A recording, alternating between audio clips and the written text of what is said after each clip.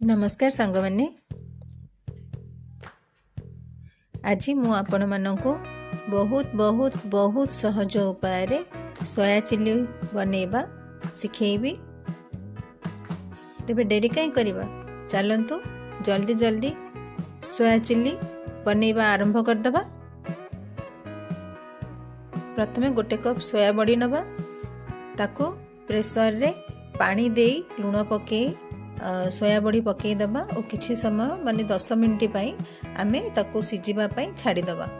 सोया बड़ी सिजिबा भितरे आमे सोया चिली प्रस्तुत करबा पई मसाला रेडी कर दबा। तबे गोटे कप सोया चिली प्रस्तुत पई गोटे पियाज, गोटे बिलाती, छोट खंड अदा, रसुण गोटे और कंचा लंका दीटा नबा। पियाज को छोट छोट खंड करके काटी दबा। अदा को टिके छेची नबा और रसुण को भी टिके छेची दबा। गोलमरीच किछि अल्प 4-5टा गोलमरीच को छेची रखी दबा। लंका दुईटा को काटिकी छोट छोट कर दबा एवं बिलाती खंड खंड करी काटिबा और किछि रसुण को छोट छोट स्लाइस करके रखी नबा। सोया चिली पे हमर मसला बे प्रस्तुत हो सारछि। एहा भितर 10 मिनिट हो जाइछि। हमर सोया बड़ी भी सीजी रेडी हो जाइछि। एबे सोया बड़ी को बाहर कर दबा। बाहर कर सारिबा परे किछि समय पे ताको ठंडा हवा पे छाड़ी दबा।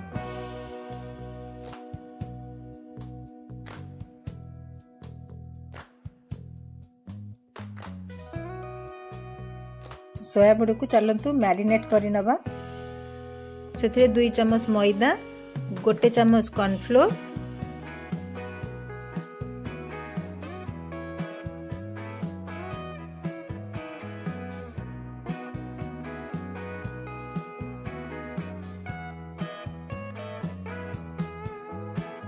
छेचा होइथिबा रसुण, छेचा होइथिबा अदा, छेचा होइथिबा गोलमरीच,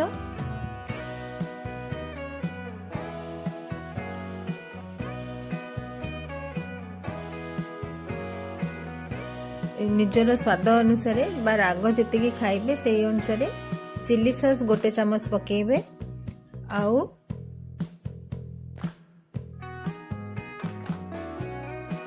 गोटे चम्मच टमाटो सॉस पकाइबे। सॉस को भल भाव में गोलाई देबे। देखंतु एमती भल भाव में आस्ते आस्ते गोलाई नेबे जेमती सोया बड़ी सबू से मसाला भितर गोलाई होई जिवो।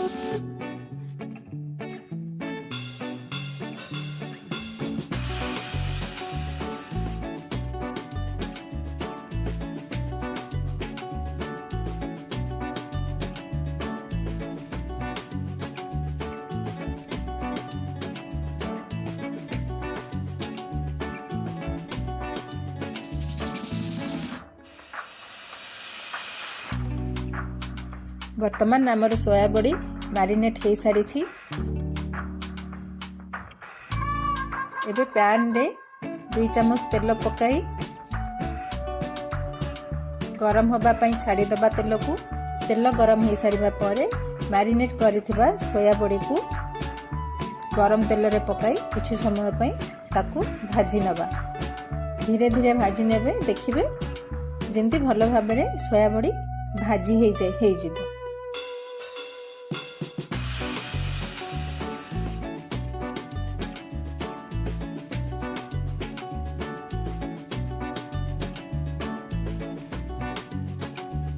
एहीपरि भाव में आमर सोया बड़ी देखंतु केमती भाजी हेकी पूरा ब्राउन ब्राउन कलर रो देखा जाउछि।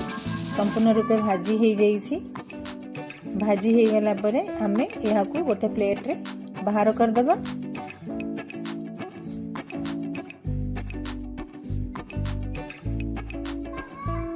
एवं सेही पैन रे आउ थरे तेल पकाई छोट छोट खंड करके काटिथिबा पियाज को पकाई नबा।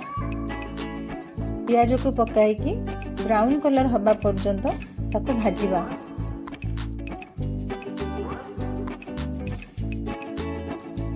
पियाज टिके भाजी हो सारा परे सेथिरे बिलाती, कंचा लंका, छोट छोट स्लाइस रे काटिथिबा रसुण पकाई दबा।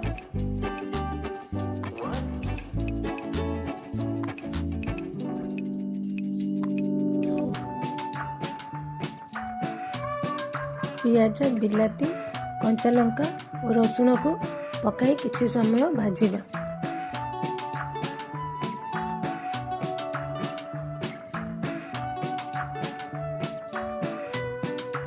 स्वाद अनुसार जतिकि आपण राग खाई परिबे सेही अनुसार आपण 1 चम्मच चिली सॉस 2 चम्मच टमाटो सॉस आउ किछि लूण पके भाजी नबा।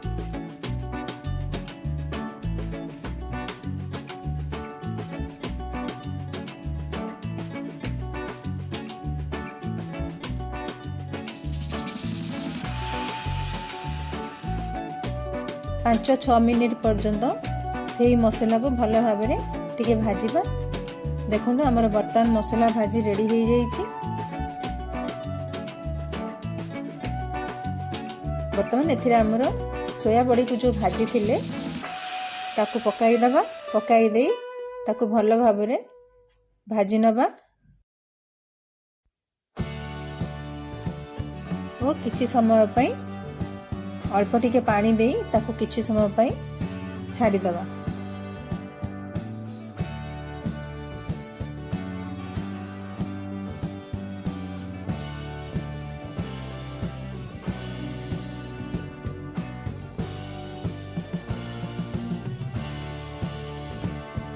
देखो बर्तमान सोया चिल्ली आमर बनिकी रेडी हो जाइए। गरम गरम सोया चिल्ली को गरम गरम रुटी सहित खाइबार मजा ही किछि अलग ना सांग माने। मते तो बहुत भल लगे। आपण मानू केमती लगे कमेंट माध्यम रे जणाइबे। हाँ सुनंतु सुनंतु भूलिबेनी जदि मोर रेसिपी आपण मानू बहुत भल लगी थाए तेबे मोर ए वीडियोटी को लाइक करने को भूलिबेनी, शेयर करने को भूलिबेनी आउ जो मैंने सब्सक्राइब करी नाहंती मो चैनल को सब्सक्राइब करने को भी भूलिबेनी। Thank you.